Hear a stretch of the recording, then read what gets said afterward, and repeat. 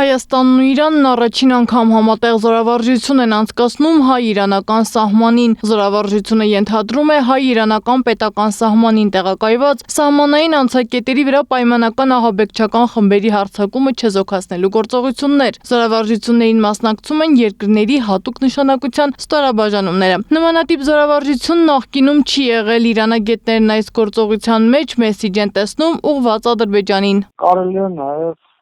այս զորավարժությունների անցկացումը մեսիջ կարելի է նաև դիտարկել որպես մեսիջ ուղղված Ադրբեջանին, որովհետև սպայն միայն այսպես տեսականորը միայն Ադրբեջանը կարող է արձակվել Հայաստան Իրան սահմանի վրա գտնվող ինչ-որ անցակետերի վրա։ Նման օրինակ զորավարժությունները կարևոր են համարում փորձագետները, սա նշանակում է, որ Սյունիքը շարունակում է կարմիր գիծ մնալ իսլամական պետության համար։ Անկախ նրանից, որ Հայաստանի իշխանությունները այնպիսի որոշումներ են իրականացնում, որ կասկած առաջացնում Իրանում Հայաստանի մտադրությունների մասին, բայց այդուամենայնիվ Հայաստանը ներկա սահմաններով դեռ համարվում է կարևոր Իրանի համար